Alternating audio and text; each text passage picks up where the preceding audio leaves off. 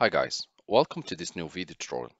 In this video I will show you the easiest way how you could send a file from your laptop or PC using the Bluetooth to your mobile phone.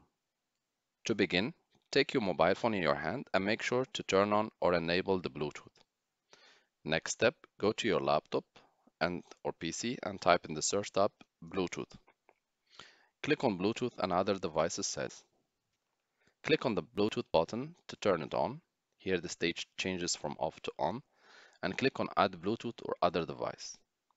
Select the first option.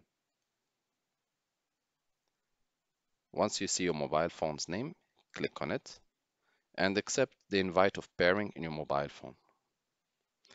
Click Connect Now and click Done. Make sure to have your phone in hand because you will need to accept the invite once the sending will start. Here, select the PowerPoint, right-click on it, Send to, Bluetooth device, select your mobile phone, click Next.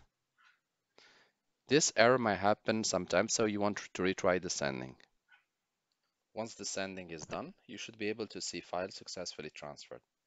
You can click Finish and you can verify the document on your laptop and also in your phone. Thank you for watching and talk to you soon in a new video tutorial.